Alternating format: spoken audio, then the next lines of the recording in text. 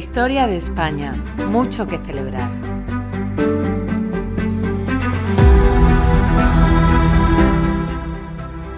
Supongo que sabéis quién es Jordi Pujol.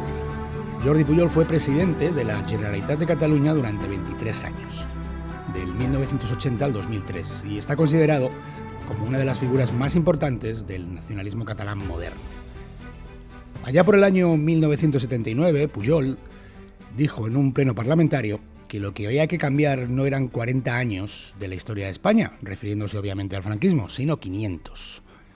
Y no hablaba a beneficio de inventario el señor Pujol, para nada. Porque lo cierto es que una de las características más llamativas y recurrentes de todos los nacionalismos, no solo del catalán, es la utilización de la historia para servir a sus fines. La utilización mediante su conversión en una fábula plagada de mitos falsos, que pueda dar sustrato a la existencia de una nación primigenia, una patria perdida, un contexto histórico destruido por otros, que justifique su acción política. Estos edenes identitarios, estas construcciones a la carta, en las que por cierto, siempre hay buenos y malos, y cuyo origen aparentemente se pierde en la noche de los tiempos, es una de las armas más utilizadas y a la vez de las más potentes por los nacionalismos de ayer y hoy. Desde el balcánico de la primera mitad del siglo anterior a los catalán y vasco de hoy, pasando por el nacionalsocialista de los años 30 del siglo XX o el fascismo de Mussolini. En realidad, los nacionalismos suelen hacer de estos cómics de historia, escritos por ellos mismos, uno de sus mitos fundacionales, junto a otros como por ejemplo la raza. Y creo que a nadie se le escapa la importancia que le dan a esto. Basta comprobar diariamente cómo la construcción y la difusión de la fábula se hace con mimo, con esmero y con gran aparataje de medios, desde los de comunicación tradicionales hasta las redes sociales, haciendo además especial hincapié en la educación, o quizá más bien habría que decir adoctrinamiento, de los más pequeños desde su más tierna infancia. Y lo hacen porque, como ya os dije una vez, la historia importa, y mucho. Porque sí, el nacionalismo habla mucho de historia, y al hacerlo no solo manipula la suya propia, no solo inventa sobre la suya, sino que, de paso y como consecuencia inevitable, mancha la de todos, miente sobre la de todos y criminaliza una parte importante de la historia de todos. Y yo no creo que exista una sola razón para tolerar esto. Quiero dejar claro que este capítulo no va de política, va de historia. No voy a perder ni un segundo examinando las reivindicaciones del nacionalismo catalán ni su acción pública. Esa no es mi misión. Y mucho menos aún va contra Cataluña y los catalanes. Lo digo porque es bastante usual que estos aprendices de tirano y los que les siguen identifiquen su idea como la única y aceptable y señalen a todo aquel que la discuta como enemigo de la totalidad. En este caso, enemigo de Cataluña y los catalanes, porque creen que ellos y solo ellos representan a esa totalidad. No. Lo que voy a hacer es ceñirme a los mitos históricos en los que el nacionalismo catalán asienta una gran parte de su andamiaje y hablaros de ellos. Quitar a esos mitos los ropajes de épica mentirosa y dejarlos expuestos en su desnudez, en la desnudez de su falsedad, porque repito, cuando estos iluminados manipulan una historia que creen o que pretenden hacernos creer que solo les pertenece a ellos, están en realidad ensuciando la nuestra, la de todos, y mintiendo sobre ella. Si hay algo que caracteriza al nacionalismo a lo largo del tiempo es que no puede vivir sin un enemigo, no es capaz de fabricar una dialéctica si no es desde el enfrentamiento. Y en ese enfrentamiento, en su vertiente histórica, quiero decir, quienes venimos perdiendo somos los españoles, incluidos los catalanes, por supuesto, que tenemos que soportar cómo se manipula nuestra historia para que otros fabriquen la suya a su medida.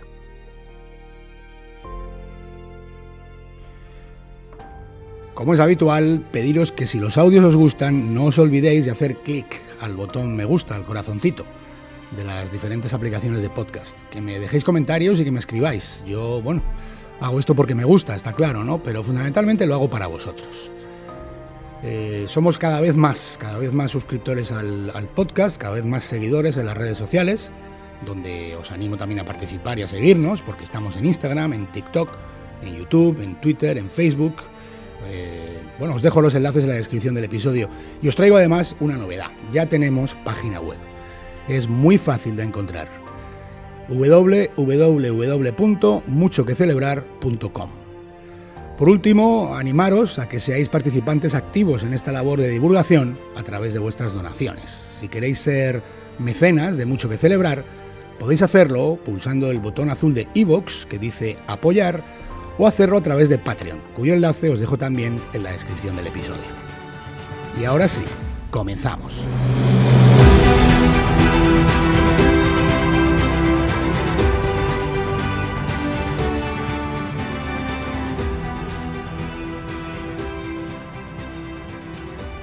Bueno, pues vamos a empezar.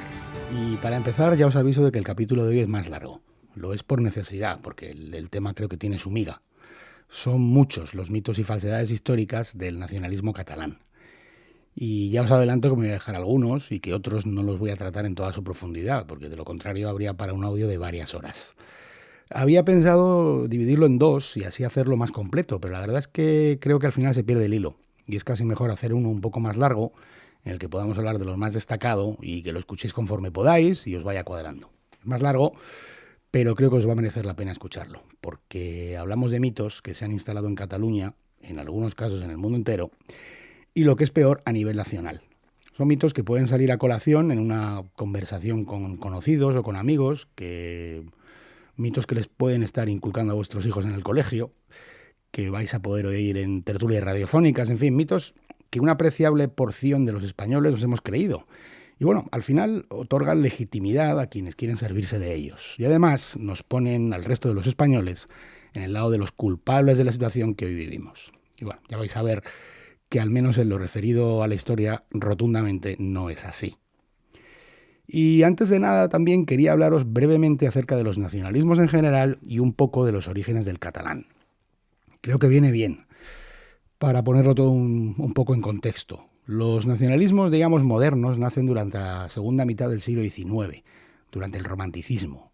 El romanticismo es una época de creaciones artísticas maravillosas, pero también es el contexto en el que nacen muchos mitos que hoy perduran y que influyen en un montón de cosas. Sin ir más lejos, os diría que quizá la historia que hoy se estudia no sea directamente la que se elabora en este periodo, pero en cualquier caso sí que es hija de este periodo. Y sobre todo son mitos históricos simplificadores, muy arraigados en la conciencia popular, como por ejemplo el de la Inquisición, sin ir más lejos. Es en esta época en la que la idealización de naciones, de pueblos, de leyendas y de hechos históricos van a operar como un sustento ideológico de formulaciones nacionalistas. Algunas de ellas, como por ejemplo las que dan lugar al nacimiento de Italia o Alemania, las podríamos llamar productivas o integradoras. Y otras, como el catalán y el vasco, pues son disgregadoras. Pero en general, sus apoyos históricos son de una índole bastante parecida. En Cataluña, por centrarnos, aparece un movimiento cultural en esta época, en el siglo XIX, en el romanticismo, llamado la Renaixença, que va a encargarse de elaborar todos estos mitos. Va a ser la parte, digamos, cultural y tiene como fundamental factoría de mitos a la literatura, aunque no solo a la literatura. Es en principio un movimiento cultural sin pretensiones políticas que trata de ensalzar el idioma y la cultura catalanas y de alguna manera diferenciarlas del castellano. Sus mayores exponentes son Jacinto Verdaguer, Joan Margal, Buenaventura Carlos Aribau, hay muchos. Y como os digo, es un movimiento cultural, pero al final va a servir de apoyo a corrientes ya más filosóficas, más políticas o doctrinales, con las que va a mezclarse o a complementarse para dar lugar a una realidad política. Creo que es importante destacar que uno de los elementos que aparecen como comunes en todos los nacionalismos decimonónicos y en sus sustratos culturales es el culto a la raza, o si queréis, la adopción de la raza como uno de los pilares en los que fundamentan la nación. Bueno, el asunto tiene tintes supremacistas, sin duda, ¿no? Si, por ejemplo, uno lee los textos del padre del nacionalismo vasco, Sabino Arana, se da cuenta de hasta qué punto la idea de raza y de la superioridad de esa raza está implícita en el concepto de nación que formula.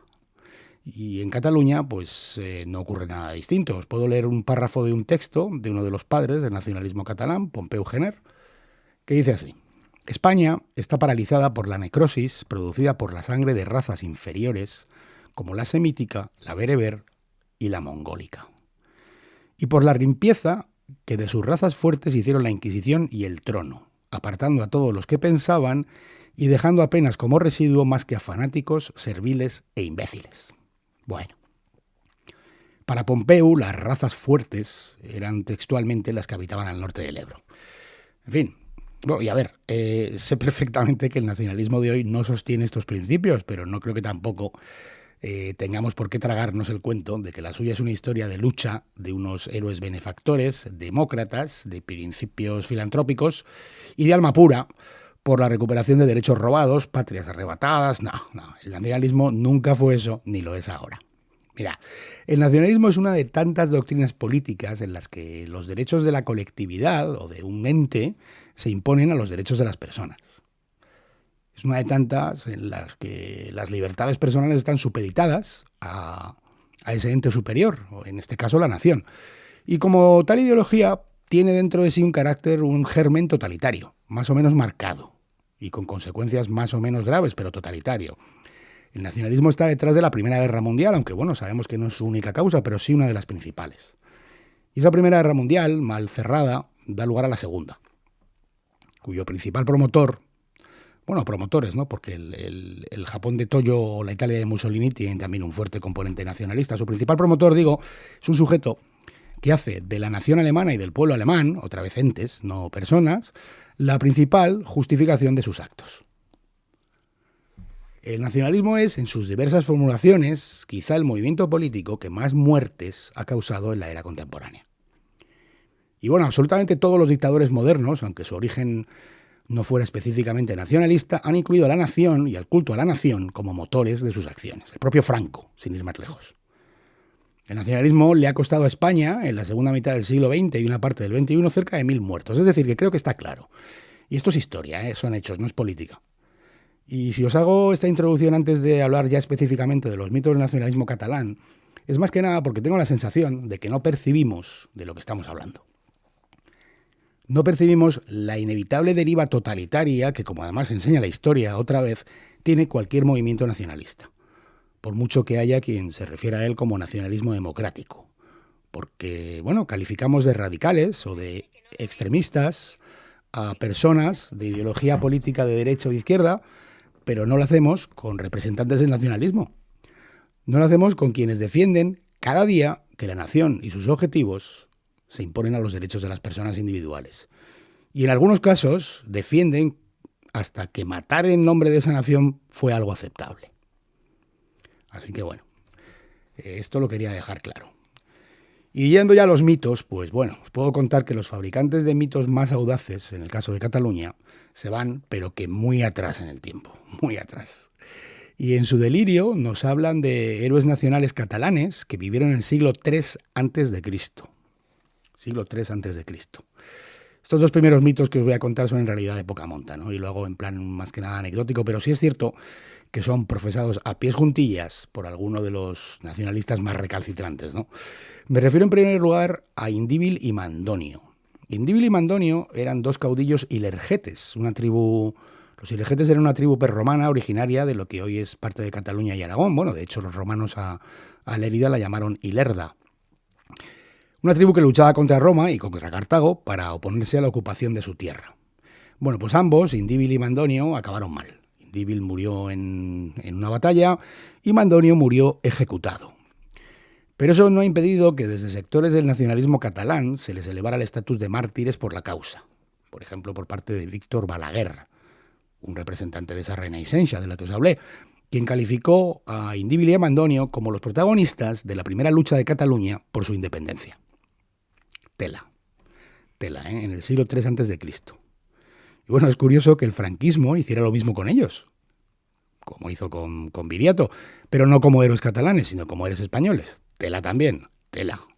Pero ya os digo que las diferencias entre unos y otros a la hora de instrumentalizar la historia pues son pocas, ¿no? Lo más gracioso es el tema de su estatua. Indíbil y Mandonio tienen una estatua en Lérida muy conocida, muy simbólica de la ciudad, que en realidad no era de ellos originariamente, sino que estaba hecha de escayola, no era de ellos ni era de bronce, estaba hecha de escayola y representaba a Istolacio e Indortes, que eran dos caudillos celtas que pelearon contra los cartagineses. Posteriormente se refundió en bronce y se cambió la identidad de sus protagonistas, pasando a ser Indíbil y Mandonio. Ya sabéis, héroes del independentismo catalán del siglo III a.C. La verdad es que, bueno, todos los mitos históricos nacionalistas, aunque no sean tan extravagantes, pues al final tienen la misma consistencia, que este de Indíbil y Mandonio. En fin, por cierto, si buscáis una imagen de la estatua en Google, veréis que ambos personajes tienen un flequillo que muy bien pudo haber inspirado el corte de pelo de Puigdemont, no lo sé. De una época parecida son las ficciones que tratan de ver a una primitiva Cataluña en la provincia romana de la Tarraconense. La Tarraconense, con capital en Tarraco, en Tarragona, lo que hoy es Tarragona, fue una de las provincias en las que Roma dividió a Hispania. Bueno, os cuento esto también a modo de anécdota, ¿no? Porque no merece la pena ni discutirlo. Claro que hubo una provincia de Hispania con ese nombre, pero abarcaba hasta lo que hoy es Galicia, Murcia o Ciudad Real. Todo esto hasta la reforma de Diocleciano, que la redujo en tamaño. Los límites de esa provincia no solo no se circunscriben a lo que hoy es Cataluña, es que tampoco se trazaron atendiendo a ninguna consideración sobre los pueblos que pudieron habitarlos originalmente. Así que bueno, dicho esto, vamos a la Edad Media, que es donde comienzan los mitos que hoy sobreviven con más fuerza y a través de los cuales estos fabricantes de leyenda comienzan a justificar la existencia de una Cataluña milenaria.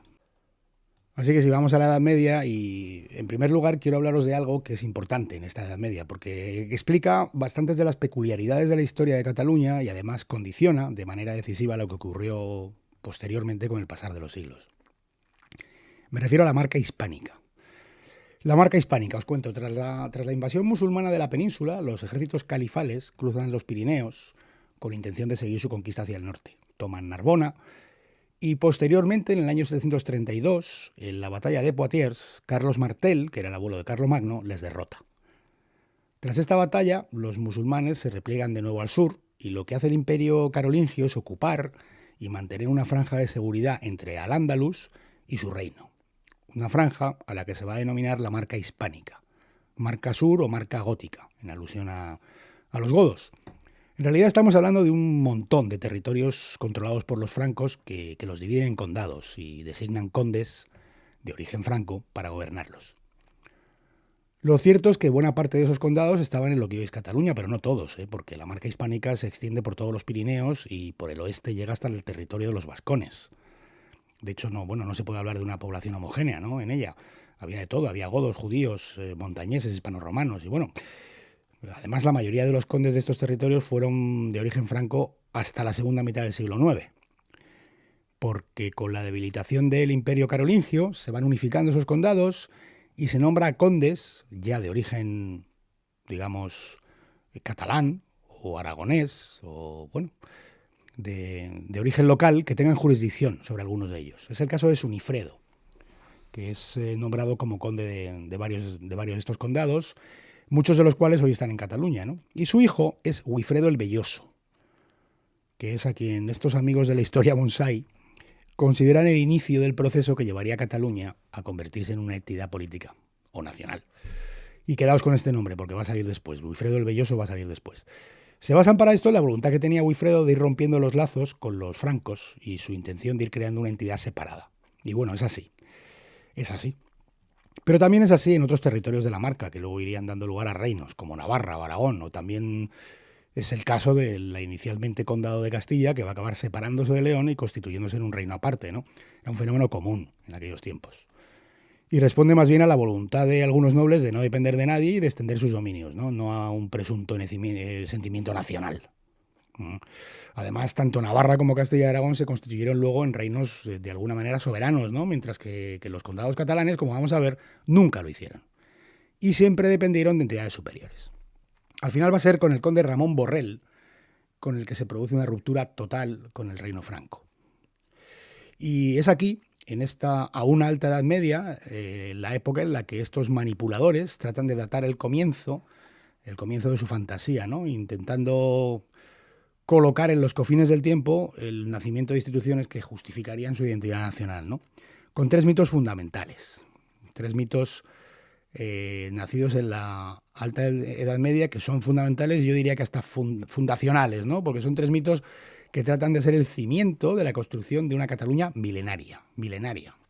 Y digo milenaria porque el primero de estos mitos es precisamente ese, ¿no? El tratar de justificar que Cataluña tiene, como entidad política independiente, 1000 años. De hecho, en el año 1988 se celebró el milenario del nacimiento de Cataluña en las Cortes catalanas, dando a entender que Cataluña había nacido en el año 988.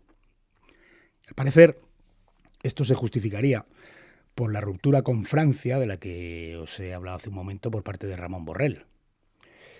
Bueno, la historieta dice que esa ruptura significa el nacimiento de Cataluña como nación. En realidad lo que ocurrió es que Borrell, que era conde de Barcelona y otros tres condados más, no estaba muy seguro de a quién debía ofrecer su vasallaje, porque Francia vivía en esos momentos una crisis dinástica. Y además había ocurrido que el temible y temido caudillo moro Almanzor había saqueado Cataluña, como el resto de la península prácticamente, sin que desde el reino franco se le enviase a Ramón Borrell ninguna ayuda. Así que en estas llegó el año 988 y Borrell, repito que era conde más bien barcelonés, más que catalán, se desentendió de su vasallaje respecto a Francia. En cualquier caso, no hizo manifestación alguna, pública o privada, de independencia. Este tipo de cosas, el comienzo o final de vasallajes o dependencias hacia un reino, son tremendamente comunes, como se ha dicho en esta época, sin que nadie, en su sano juicio o que no tenga ganas de manipular, saque conclusiones. Bueno, pues este es el sustrato histórico en el que se fundamenta la celebración, ya os digo, en el año 1988 del milenario de Cataluña. Otro mito es situar el nacimiento de la Generalitat de Cataluña en el año 1301. El 1301, el siglo XIV.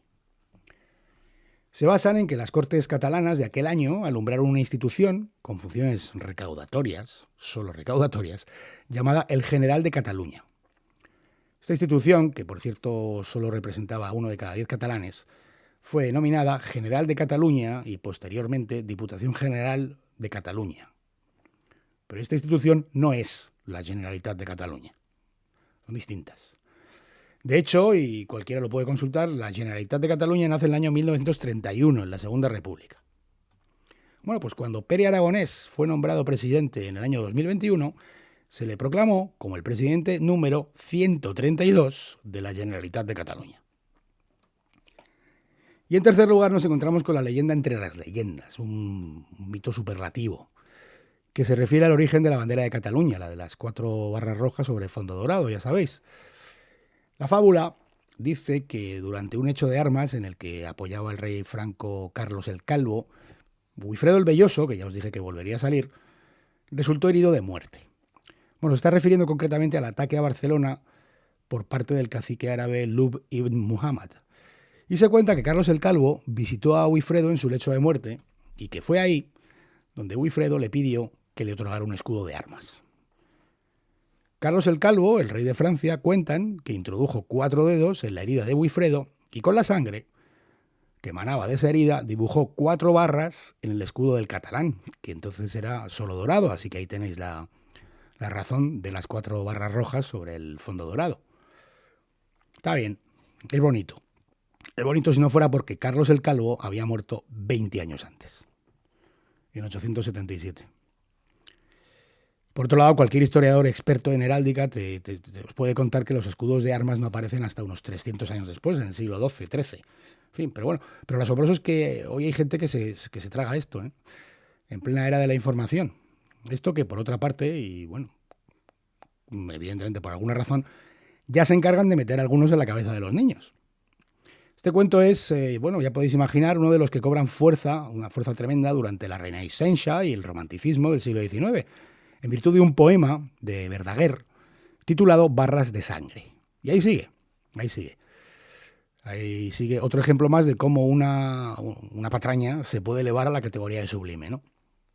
En fin, llegamos al conde Ramón Berenguer IV y nos encontramos con otro mojón, uno de los más grandes, de los principales en esta historia de manipulación. Ramón Berenguer IV, que era ya conde de Barcelona y de ciertos condados de Cataluña, se va a casar en el año 1137 con la reina Petronila de Aragón. Es decir, que los condados catalanes se van a unir al reino de Aragón y van a dar lugar a la llamada Corona de Aragón. Pues bien, a esta Corona de Aragón, estos se empeñan en llamarla la Corona catalano-aragonesa. Bueno, a ver, Ramón Berenguer nunca fue rey, ni se le llamó así, fue regente y se le llamaba príncipe. y luego fue sucedido por el hijo de ambos, Alfonso II de Aragón, hijo de Petronila de Aragón y de Ramón Berenguer. Así que bueno, corona catalano-aragonesa, ¿de qué? Porque Ramón Berenguer era catalán. Entonces, cuando Felipe II se casa con la princesa francesa Isabel de Valois, ¿estamos ante la corona franco-española? O más recientemente, cuando Juan Carlos I, nuestro rey anterior, se casa con Sofía, que es griega, ¿es una corona greco-española? Bueno, os hago hincapié en esto porque es uno de los pilares del delirio, que no hubo reino de Aragón con los condados catalanes como sujetos dependientes. No, hubo corona catalano-aragonesa. Tela. Bueno, y de ahí viene el hecho de que estos violadores de la historia llamen a todos los dominios que incluyó aquella corona de Aragón, o algunos de ellos, Baleares, Cataluña, Valencia, les llamen, digo, los paísos catalans. De verdad que bueno, esto es para hacer tebeos. Lo cierto es que a partir de entonces lo que ocurre es que Cataluña como entidad política y siempre dependiente, pues va a llevar una trayectoria muy paralela al del resto de la península, va a seguir el mismo esquema, ¿no? Que es reconquista, repoblación, reconquista, repoblación. Y en muchas ocasiones a través de acuerdos entre los reinos, matrimonios, pero bueno, ya digo, siempre dentro del marco de la corona de Aragón. Los hijos de Berenguer y de Petronila serán desde entonces reyes de Aragón y condes de Barcelona. Si avanzamos en el tiempo, llegamos a otro episodio manipulado. Y este lo podemos incluir en el Memorial de Agravios. Y digo Memorial de Agravios porque otra de las características del nacionalismo, de todos los nacionalismos, es el amor por el victimismo. Todo nacionalista tiene un compendio de agravios históricos o de fechas nefastas como apoyo indispensable para sus tesis, ¿no? Y os cuento este ahora, pero luego ya veréis que hablaremos de alguno más. No sé si habéis oído hablar del compromiso de Caspe. En el año 1410, Martín el Humano, rey de Aragón, había muerto sin descendencia. Y esto, bueno, aparte de un vacío de poder, pues amenazaba con una guerra civil en el reino, porque había muchos pretendientes a la corona. Había concretamente 6 candidatos, de los cuales uno, Jaime de Urgel, era catalán. Bueno, pues tras un proceso más o menos largo, y bueno, al final por acuerdo y por votación, repito, por acuerdo y por votación, se otorgó la corona de Aragón a Fernando de Antequera. Fernando de Antequera era de la dinastía Trastámara, es decir, la que reinaba en Castilla. O sea, que se puso un rey castellano al frente de la corona de Aragón. Pero bueno, es que de los 3 compromisarios catalanes, solo uno votó a favor de Jaime de Urgel. Los 3 representantes catalanes eran Bernat de Gualbes, Pedro Sarriaga, que era arzobispo de Tarragona, y Guillermo Vilaseca. Y solo este último apostó decididamente por Jaime de Urgel. De cualquier manera, no se entiende muy bien la razón por la que en una elección por votación, en la que se disputan 8 votos, cualquier resultado que hubiera sido el que deseaba alguno de ellos, pues se considere una afrenta, un agravio hacia los demás, ¿no? Entiendo que bueno, que lo mismo podrían decir los otros votantes si el resultado no hubiera sido el que hubieran querido, ¿no? La verdad es que bueno, que nunca se había utilizado el tema, nunca, hasta que el movimiento catalán romántico empezó a hablar de ello, como un gran agravio. Y como una conspiración contra Cataluña. Textual, Textual. De hecho, en el año 1930, un arquitecto y diputado catalán, Domènech i Montaner, escribe una obra titulada La iniquidad de Caspe. No lo sé, o sea, en vez de... El compromiso de Caspe es posiblemente una de las pocas veces, o no sé si la primera, en la que una controversia dinástica se resuelve sin que haya violencia, ¿no? Se resuelve por acuerdo. Y yo creo que eso es algo, bueno, es algo de lo que habría que sentirse orgulloso, ¿no? Y los representantes catalanes pues participaron en algo así, ¿no? Pero no.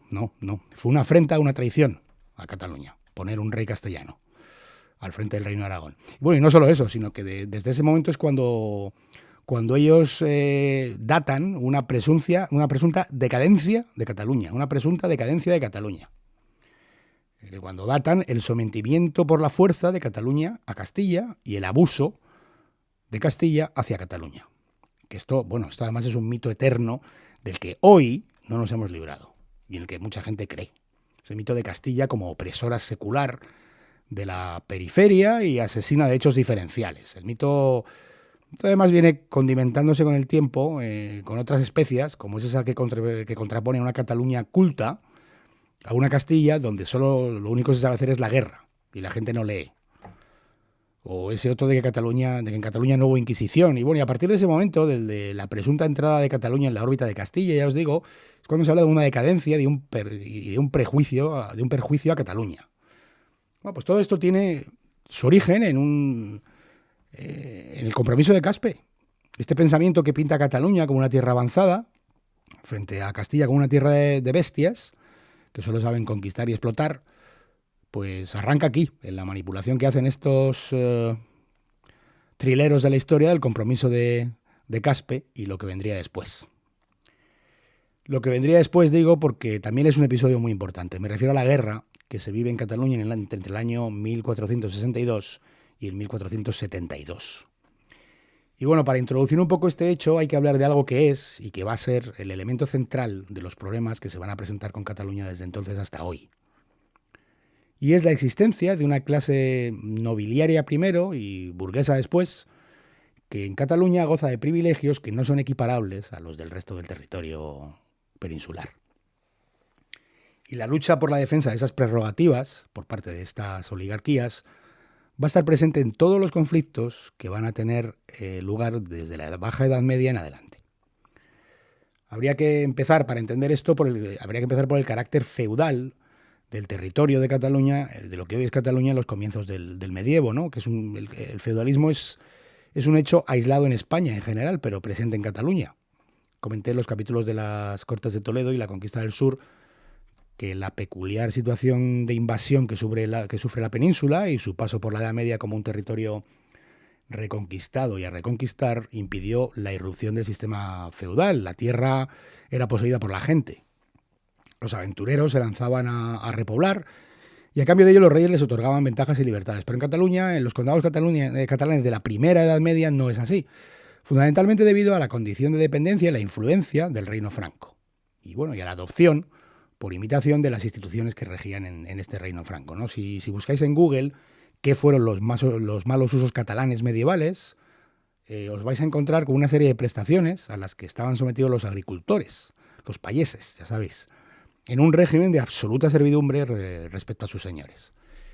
Y esta oligarquía, ya un poco más también de carácter burgués, por aquel siglo XV ya se encontraba dividida entre los llamados buscaires, que eran pequeños comerciantes, y los vigaires, que eran una casta, digamos, pues de más rancia abolengo, ¿no? Más adinerada, además. Como grupo, de hecho, se les denominó la busca y la viga. De hecho, antes de que todo esto se convirtiera en un cuento, a esta guerra de la que os voy a hablar se la llamó la guerra de la busca y la viga. Bueno, esta oligarquía era bastante reticente a financiar a la corona, por lo que los primeros reyes Trastámara de Aragón lo que intentaron fue obtener el dinero del campo. Y para ello necesitaban derogar o suavizar esas leyes feudales de las que os he hablado hace un momento. Las leyes que convertían en cuasi esclavos a los payeses de remensa.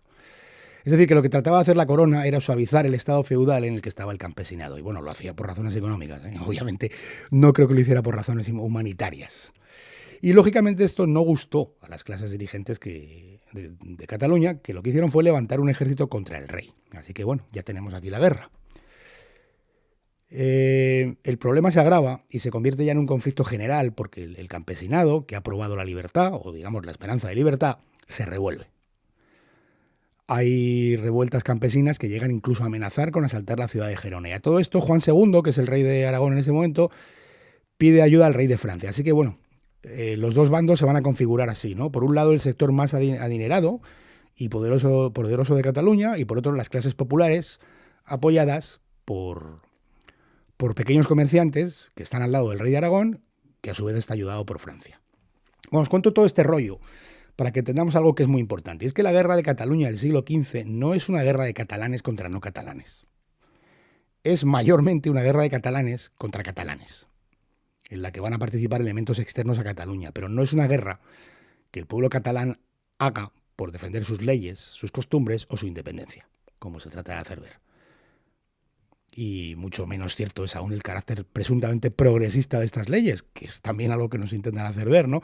Mirad, el hispanista John Eliot cuenta que la Cataluña medieval era una sociedad tremendamente estamental, en la que solo 90 individuos podían aspirar a las 3 plazas de diputados que otorgaban representación en el Principado. Así que bueno, la resistencia a la monarquía no se hacía en defensa de las libertades nacionales de Cataluña, ni estas llamadas libertades nacionales de Cataluña eran populares o del pueblo, sino que se hacían en nombre de unos determinados privilegios e intereses feudales amenazados por la monarquía. Ante la marcha negativa de esta guerra, que iba ganando el rey de Aragón, a estos oligarcas, estos patriotas, no se les ocurre otra cosa que poner a Cataluña en una especie de subasta. Entonces lo que hacen es ponerse al frente del Principado, agarraos al rey de Castilla, Enrique IV, hermanastro de Isabel la Católica. Esto no lo cuentan, pero fue así. Ofrecieron gobernar Cataluña al rey de Castilla, cuando se estaban quejando de que los reyes de la dinastía castellana les estaban oprimiendo.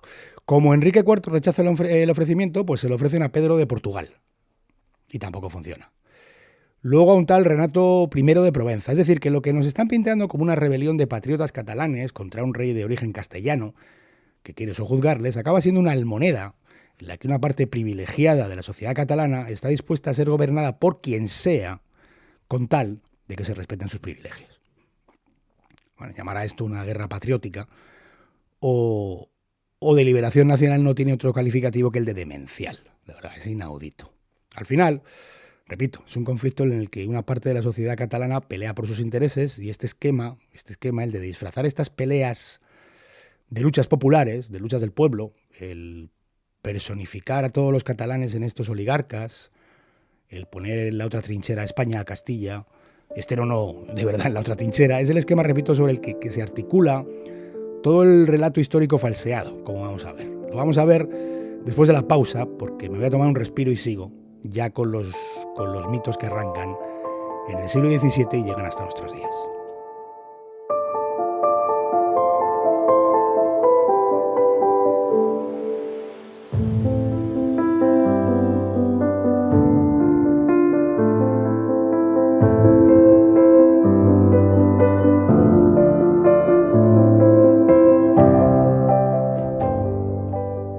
Llegamos al siglo XVII, ya os digo, la Edad Moderna, y nos vamos a topar con otros de los mitos mayores, el de los segadores y la declaración de Cataluña como república independiente por parte de Pau Claris en el año 1640. Para enmarcar las cosas hay que decir que entonces España está bajo el reinado de Felipe IV de Austria y bueno, quien realmente gobierna, como sabéis, es su valido, el conde duque de Olivares. Y Europa, España también por supuesto, está inmersa en la Guerra de los 30 años. La necesidad de recaudar fondos y sobre todo de reclutar tropas para esa guerra suscita un proyecto por parte de Olivares al que se llamó la Unión de Armas. Según este plan de reforma fiscal y de reforma militar, todas las regiones del Estado de España tenían que colaborar al esfuerzo de guerra con tropas y con dinero. Se especificaba incluso el número de soldados que habría que aportar cada parte del reino, ¿no? Lo cierto es que, curiosamente, y esto nos lo van a contar los nacionalistas, en aquel momento hay estudios acerca de aquel momento que calculan que la presión fiscal que sufría Castilla era desproporcionada. Así como desproporcionado era también el esfuerzo de guerra en cuanto al aporte de tropas. Hay estudios, ya os digo, sobre esto, y alguno llega a cifrar la presión fiscal sobre Castilla en un 400% superior a la que soportaban regiones como Aragón y Cataluña, sí. Así que bueno, esa Castilla, ya sabéis, ¿no? que rapiñaba a la periferia. Esta unión de armas ocurre en el año 1626 y como podéis imaginar, pues Olivares tuvo que negociar con cada región. Y los representantes de Cataluña se cerraron en banda. Aludían a sus privilegios, otra vez. Ya sabéis, todo el tema cuasi feudal que aún sobrevivía en Cataluña y que quería ser usado como elemento negociador. Privilegios que tenéis que entender que en aquellas instituciones consistían en que solo estaban representadas las clases altas y el clero, como os he dicho antes. Pero bueno, al final a estos privilegios medievales, concretamente, es a los que el nacionalismo hoy ha puesto el pomposo y equívoco título de libertades históricas. Ojo al dato. Bueno, el caso es que no hay acuerdo y en medio de todo esto, en el año 1635, Francia va a declarar la guerra a España en el marco de la Guerra de los 30 años. Así que, bueno, pues España va a enviar soldados a Cataluña, ¿no? Por la cercanía con Francia. Y las tropas se van a alojar en zonas rurales, en zonas modestas. Se van a producir, por lo difícil de la convivencia, problemas de orden público graves. y en gran parte, o incluso en la mayoría de los casos, por los abusos sobre la población civil que llevaban a cabo estos soldados. Así que esto, bueno, al final lo que lleva es una revuelta campesina, no general, pero sí virulenta en algunas zonas de Cataluña. Los sublevados empiezan a atacar a soldados y en general a todo lo relacionado con la corona, pero también es verdad que al final arremetían contra todo lo que de alguna manera representara poder. Y no se paraban a la hora de descargar su ira contra representantes de instituciones catalanes o de estas oligarquías eternas, ¿no? Con lo cual, pues las fuerzas vivas catalanas se empiezan a ahogar un poquito en el miedo, ¿no? En estas llega el día 7, el día del Corpus, 7 de junio de 1640. Y en la celebración de esta fiesta en Barcelona, Barcelona amanece con un buen número de insurrectos que se habían trasladado allí y que empiezan a provocar disturbios y, bueno, hasta matan al virrey, ¿no? Junto a otras 12 o 14 personas.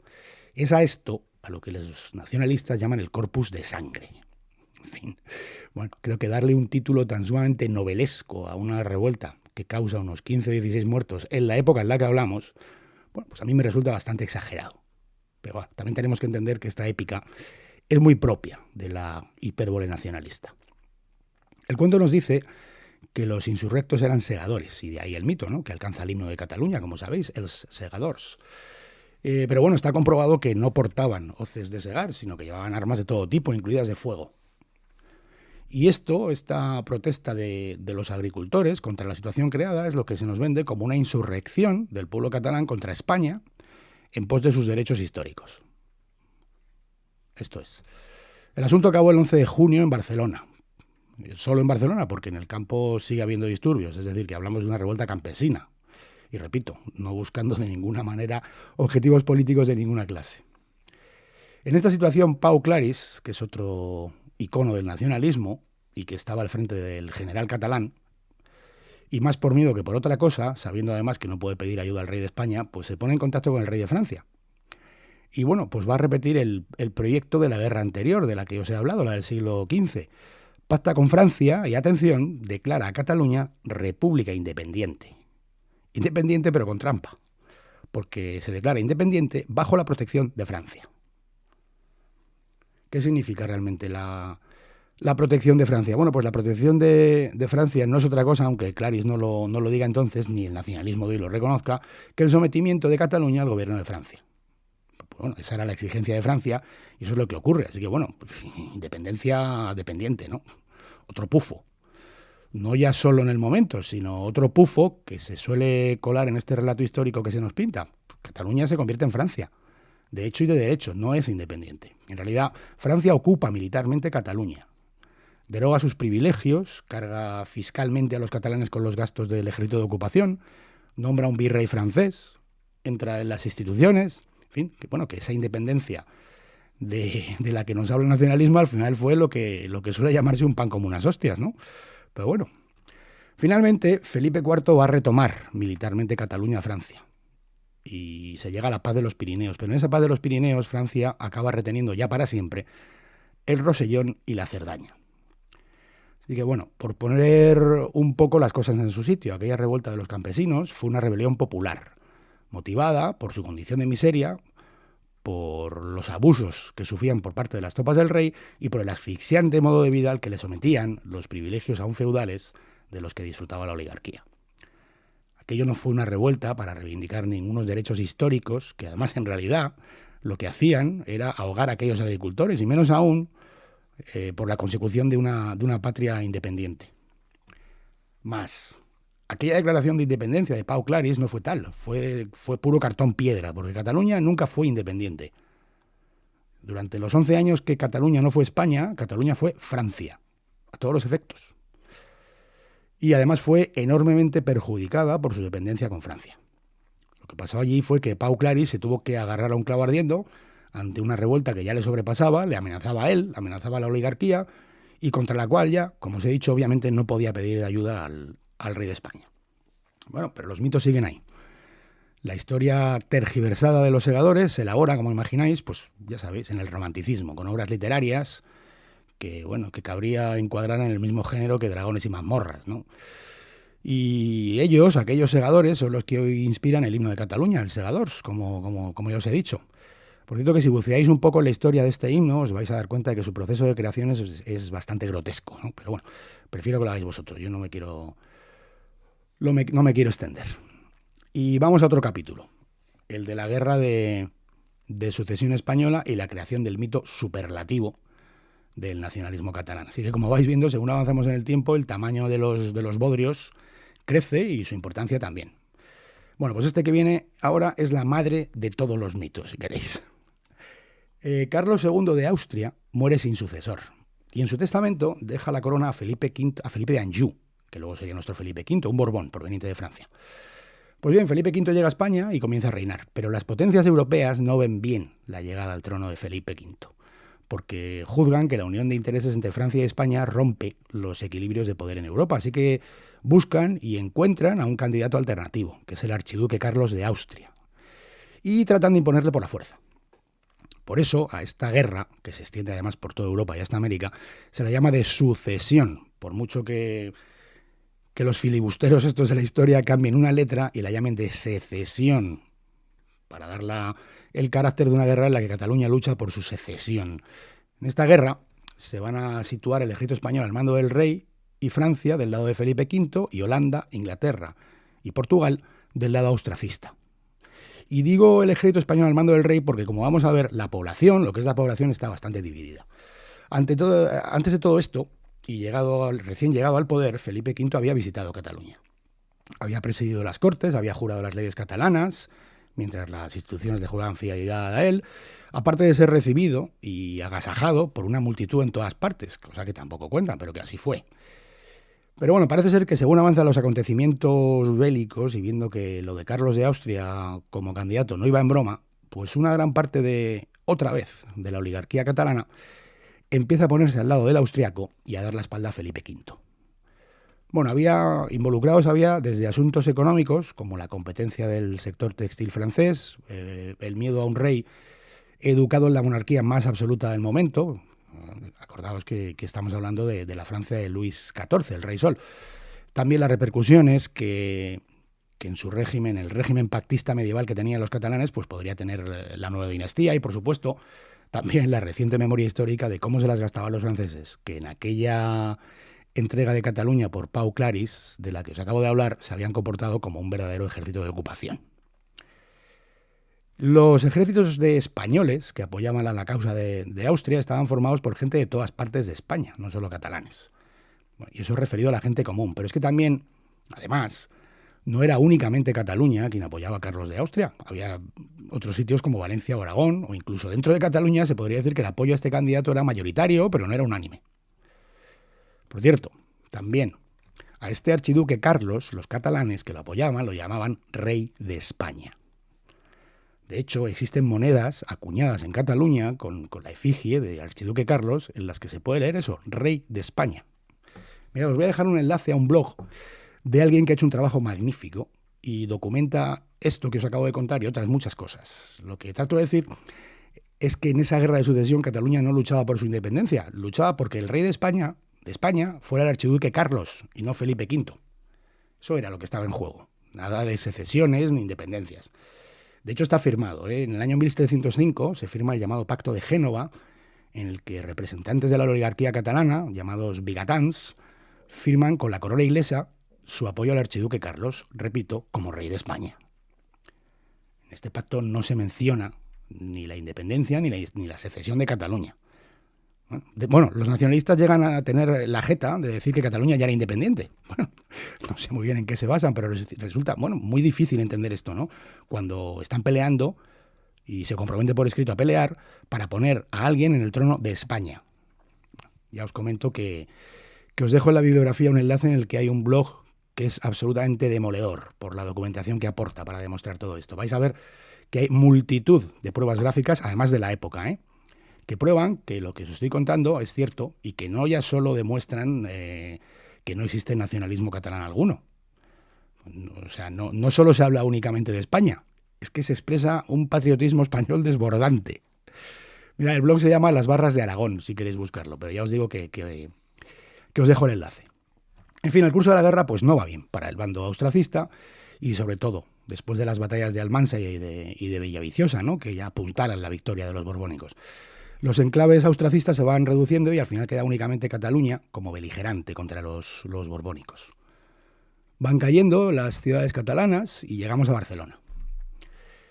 Hay que decir también, porque esto tampoco lo cuentan, que Barcelona había sido tomada previamente por los austracistas a sangre y fuego, y tras un asedio, porque parece que la única toma de Barcelona es la que hacen los borbónicos el día 11 de septiembre de 1714, y en la que el nacionalismo catalán basa su celebración anual, ¿no? La Diada. No, hubo otro asedio tremendamente cruel anterior por parte de los austracistas que la tomaron. Barcelona va a resistir de manera heroica a los borbónicos, pero al final cae. Cae, y aquí tenemos otro submito, que es Rafael Casanova, a quien el nacionalismo ha convertido en mártir. Según el mito, Rafael Casanova, que era el conseller en cap, cae en el asedio de Barcelona, y por eso cada diada, cada 11 de septiembre, en la conmemoración de esta diada, el nacionalismo visita su tumba y pone flores. Bueno, pues lo cierto es que Rafael Casanova fue herido en el asedio, pero solo herido, no muerto. Rafael Casanova siguió ejerciendo como abogado y murió de viejo a los 83 años. Pero el mito, bueno, como ya sabéis, pues está ahí. La consecuencia de todo esto es que Felipe V, tras su victoria en la Guerra de Sucesión, somete a Cataluña y la arrebata sus libertades históricas. Bueno, pues esto es otra tergiversación, porque bueno, lo cierto es que Felipe V viene con ideas que están en boga en su país de origen, en Francia, y poco a poco en toda Europa, y entre ellas está el centralismo de las monarquías absolutas, de las monarquías ilustradas, y la supresión de legislaciones particulares. Los decretos de nueva planta, que son el mecanismo legal que se utiliza, no se hacen pensando en Cataluña. Cataluña no es un caso aislado, sino que todo esto es un modelo que se va a aplicar en todo el territorio español. Se va a centralizar el Estado y la Administración y se van a suprimir legislaciones particulares de un montón de territorios, pero no solo de Cataluña. Es el victimismo de siempre, ¿no? El de un pueblo, ya sabéis, el pueblo privado de sus libertades, que además, repito, no eran tales, por el malvado centralismo. Y en realidad, a partir de ese momento y a medio plazo, Cataluña se va a ver muy favorecida económicamente. Lo que nos lleva a otro mito, ¿no? Ese mito de que España nos roba y que desde luego, desde el punto de vista histórico, no tiene nada de cierto. No, tampoco este. Que este mito que nos presenta la idea, poderosamente difundida por el nacionalismo, de que España se beneficia de una Cataluña industriosa y trabajadora, de la laboriosidad y el espíritu empresarial de las gentes de Cataluña. Esta idea, como todas las demás, pues comienza a coger fuerza con el movimiento nacionalista decimonónico y, como bien sabéis, sigue en vigor hoy en día. Lo cierto es que, sin negar el indudable talante emprendedor del pueblo catalán, de su talento y de su espíritu trabajador, unido, por cierto, al de inmigrantes de toda España, que también construyeron lo que Cataluña es hoy, pero bueno, sin negar algo tan evidente, porque es evidente, la verdad es que Cataluña se benefició largamente de las políticas que hacia ella adoptaron primero la Corona y más adelante los sucesivos gobiernos después de la Guerra de Sucesión. Cataluña es, si no la más, una de las regiones más industrializadas de España. Pero lo cierto es que en el año 1714, cuando acaba esa Guerra de Sucesión, no lo era, ni mucho menos. Alcanzar ese estatus se debe, repito, al trabajo y a la aptitud, obviamente. Pero ese despegue también se debe, y mucho, a la concesión sistemática de privilegios en forma de exclusivas comerciales y a la adopción de medidas ultraproteccionistas para sus productos, que al final fomentaron la creación de un monopolio industrial en Cataluña. Otra cosa que los nacionalistas nos van a contar, pero que es así y se puede comprobar. Porque hasta el advenimiento del nacionalismo, Cataluña era concretamente la región que recibía las acusaciones de robar y expoliar al resto de los españoles. Esto era así. A ver, por aquel entonces todas las potencias trataban de proteger su industria con aranceles, pero lo que no era tan común eran los aranceles internos. La revolución industrial en España se inicia con la industria textil y es en esa industria, principalmente, donde va a destacar Cataluña, por encima del resto de las regiones. Y así, por ejemplo, Felipe V, el propio Felipe V, el terrible, ¿no? El monstruo, Felipe V, en el año 1718, prohibió la importación de tejidos y algodones de fuera de España. Pero es que además suprimió las aduanas internas que había entre Castilla y Aragón, pero no las de Barcelona. A Barcelona le permitió conservar su llamado derecho de puertas. Más, En el año 1755 y en el año 1765 se otorgaron privilegios de comercio a la Real Compañía Barcelonesa de Comercio, con lo que Cataluña va a monopolizar el comercio con las Antillas.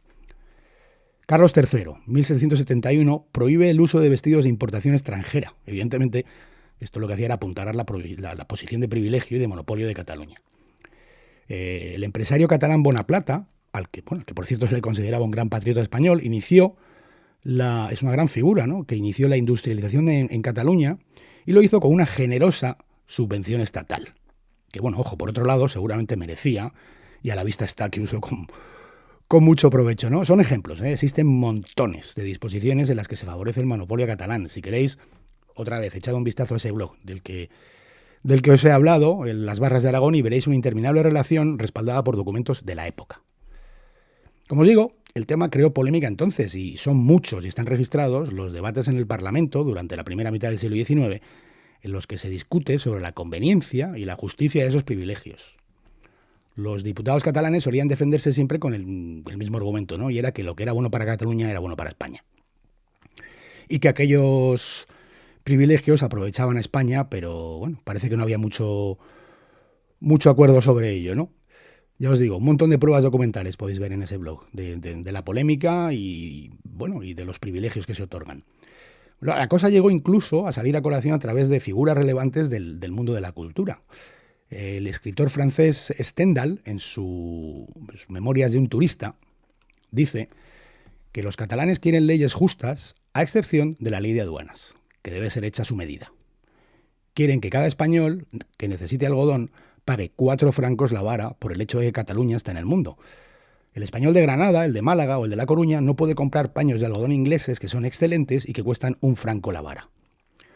El escritor valenciano Vicente Blasco Ibáñez, Cañas y Barro, La Barraca, seguro que le conocéis, decía: Valencia, que ha sido la cenicienta del Mediterráneo, en cuyo puerto impera la más honda miseria por culpa de Barcelona, que lo absorbe todo, que es el verdugo de Levante, que quiere convertir toda España en huevo para tragarse hasta la cáscara, que envía a nuestra ciudad sus productos libremente, sin que sufran ningún impuesto, y en cambio, la pasa, la naranja y las legumbres valencianas pagan un enorme tributo municipal al entrar en Barcelona. Valencia, cuya agricultura muere por imposición del industrialismo catalán, porque catalanes y vascos han conseguido la confección de unos infames aranceles que nos tapian los mercados internacionales para la exportación de nuestra fruta. Bueno, esto era el sentimiento de entonces, que por supuesto no os van a contar y no casa mucho con lo que nos cuentan hoy, ¿no? Así que, bueno, a la vista de todo esto, creo que afirmar o tratar de dar a entender, como se hace desde el nacionalismo, que España lleva siglos viviendo de Cataluña y aprovechándose de ella, pues no es solo falso, sino que es profundamente injusto. Era falso entonces, y sospecho que lo es también ahora, aunque sobre eso no me puedo pronunciar. Pero vamos, sigue siendo un mantra incesante de los políticos nacionalistas, ¿no? En realidad, si os fijáis, es una versión regional de ese mito protestante que habla de los industriosos pueblos del norte, que tienen que mantener a los vagos y a los indolentes del Mediterráneo. Y bueno, es igual de falso. De hecho, los nacionalismos son uno de los principales impulsores de la leyenda negra de la historia de España. Y esta formulación de cartón piedra, pues es una de sus máximas, ¿no? Bueno, voy a dar un salto grande en el tiempo porque quiero hablaros del último mito y sé que me dejo cosas atrás. Me dejo, por ejemplo, el papel extremadamente patriótico que Cataluña tiene en la llamada Guerra de la Independencia contra Napoleón, cosa de la que la historiografía nacionalista no habla, porque directamente la ha borrado de su recopilación de los mundos de Yupi, ¿no? O de las guerras carlistas. Seguro que habrá quien, sobre todo en lo referido a esto de las guerras carlistas, pensaría que debería ser también debería ser objeto de explicación, pero yo personalmente creo que a los efectos de mitificación de la historia el papel es menor, ¿no? Y como os dije, pues que tampoco me quiero extender mucho más. El último mito del que quiero hablaros es el de la persecución que Franco hizo del idioma catalán. Bueno, realmente viene o deriva de uno anterior, y que es el que dice que la Guerra Civil Española fue una guerra contra Cataluña. Bueno, esto no lo vine a comentar, ¿no? No merece la pena. No merece la pena. El nacionalismo, aparte de todo, también es egocéntrico, ¿no? Pero ¿persiguió Franco al catalán realmente? Bueno, yo ya supongo que habrá quien de mis palabras saque la conclusión de que yo defiendo a Franco. No, me da igual, ¿eh? Me da igual. Yo obviamente no defiendo a Franco. pero sí quiero poner en evidencia a quienes se han juntado con una colección de agravios que son históricamente falsos para cimentar su posición. A ver, Franco no persiguió al catalán. Es absolutamente cierto que no le otorgó ningún tipo, no ya de protección, sino de la mínima y debida consideración. Pero lo de la persecución es otro mito, ¿eh? El régimen de Franco elimina la oficialidad del catalán, de la misma manera que se eliminan las instituciones propias catalanas, como se hace con las vascas, como se hace con cualquier instancia política que no represente o se refiera a España en su totalidad, ya sea catalana, vasca, gallega, valenciana. Y bueno, si me preguntáis mi opinión sobre todo esto, os diré que obviamente me parece muy mal. Yo creo que una parte de la riqueza de España está en su diversidad, ya sea cultural, administrativa o política, y lo que hay que hacer es fomentarla y protegerla, no prohibirla o perseguirla. Y menos aún en nombre del todo, ¿no? En nombre de España, me parece todavía peor. Pero ese cuento de que el catalán tenía que hablarse en la clandestinidad es tan ridículo como el que nos contó aquel que decía que lo hablaba en la intimidad.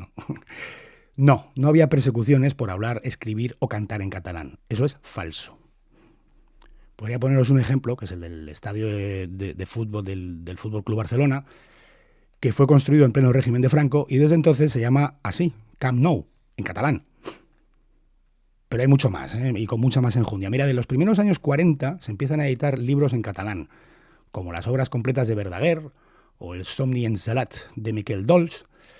Existían ya entonces instituciones como los Amics de la Poesía o el Institut d'Estudis Catalans que daban clases de lengua catalana. En el 1944, Joan Brossa estrena su obra El cop desert, en catalán. Y no fue un caso aislado, ¿eh? En los años 40 aparecieron dos revistas que se llamaban Leonardo y Dau al Set en catalán. En esta última concretamente escribió en catalán Tàpies o Tarrats. Hubo certámenes literarios en catalán, como el premio Joanot Martorell. Y una revista que se llamaba Antología estableció un concurso mensual para cuentos en catalán. Hubo poetas que escribieron en catalán, entonces, como Foix, Pérez Amat, Salvador Espriu, Serrahima. Por cierto, además, con una calidad que no ha sido igualada en los tiempos del nacionalismo gobernante, ¿eh? Los 50 el espectro se amplía aún más. Hay más revistas como Serrador, más teatro como el de la Escola d'Art Dramàtic, Adrià Gual o la Agrupación Dramática de Barcelona y un sinfín de escritores como Josep Pla, María Aurelia Campmany, Ferran Soldevila, Vicenç Vives, Folk, Camarasa, Carles Riba, que escriben en catalán durante la dictadura de Franco. En los años 60 aparecen editoriales como Edicions 62, entidades como el Òmnium Cultural y la Nova Cançó, con gente como Serrat, Llach o La Trinca. Cuanto al cine y a las publicaciones periodísticas, pues la cosa no fue tan pujante, aunque bueno, no fue por censura. De hecho, bueno, los dos mayores periódicos de Cataluña de hoy, La Vanguardia y El Periódico, siguen editando en castellano, ¿no? Quiero decir que es evidente que el catalán no gozó con Franco de la protección y de la difusión que tiene hoy. Creo que nadie está negando eso, ¿no? Pero es absolutamente falso que Franco prohibiera el catalán o persiguiera a quienes lo hablaban o cometiera, como he llegado a oír, un genocidio cultural del catalán. Como os he dicho al principio, mi intención no ha sido la ofensa, en ningún caso, a los catalanes, a Cataluña o a la historia de Cataluña. Más bien creo que a esa historia se la honra si hablamos sobre ella en términos más acordes con la verdad. Son otros quienes la ensucian convirtiéndola en un cuento inverosímil.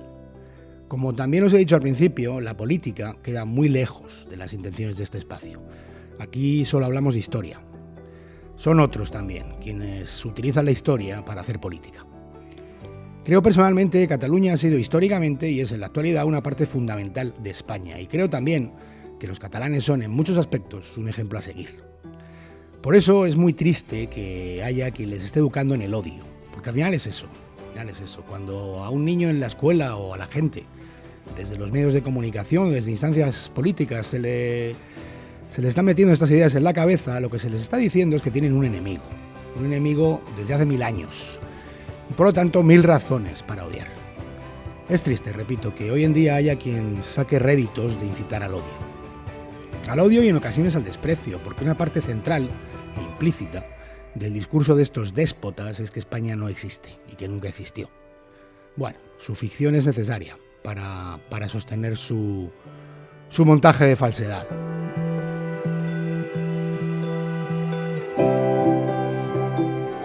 Mira, si a alguien se le ocurriera escribir en un libro de texto o contar en un aula infantil que el Cid gana una batalla después de muerto, lo cual, bueno, pues obviamente es otro mito, le llovería los calificativos, y todos sabemos qué calificativos.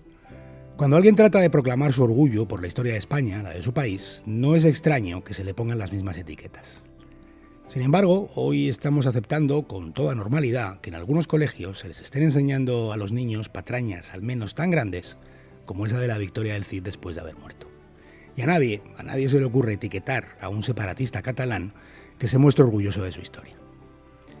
Este es el doble rasero de los mitos aceptables y los mitos no aceptables, y sobre todo el doble rasero de los patriotismos aceptables y los patriotismos inaceptables. Es el doble rasero que nos muestra el peligro de no querer ver de qué clase de ideología política hablamos cuando hablamos de nacionalismo. Y al final, creedme, esto es solo para que algunos puedan seguir viviendo a costa del presupuesto. Tener un trabajo, tener una ocupación que no tendrían si trataran de dedicarse a algo distinto que la siembra del odio y la discordia. La siembra entre catalanes y el resto de los españoles, pero también entre los propios catalanes, porque les importan un comino las fracturas que provocan entre esos mismos a los que dicen representar y defender. Ellos van a lo suyo, a seguir justificando su escaño, su concejalía o su consejería. ¿Existe un hecho diferencial en Cataluña? Claro que sí. ¿Existen singularidades en Cataluña? Claro que sí. Negar esto sería negar lo obvio, sería absolutamente falaz y estaría a la altura de la manipulación de la historia que ellos llevan a cabo. Pero creo que, por lo menos desde el punto de vista de la historia, que es el nuestro, esas peculiaridades no justifican esta carrera demencial a ninguna parte, cuyo único saldo es, bueno, repito, el odio, el malestar y la quiebra de la convivencia. No sé si veremos algún día imponerse a la cordura, pero mientras, por lo menos, tendréis armas argumentales para rebatir a quien quiera justificar delante de vosotros tanta energía malgastada, tanta inocencia destruida y tanto daño causado. Un abrazo bien grande. Nos vemos por aquí.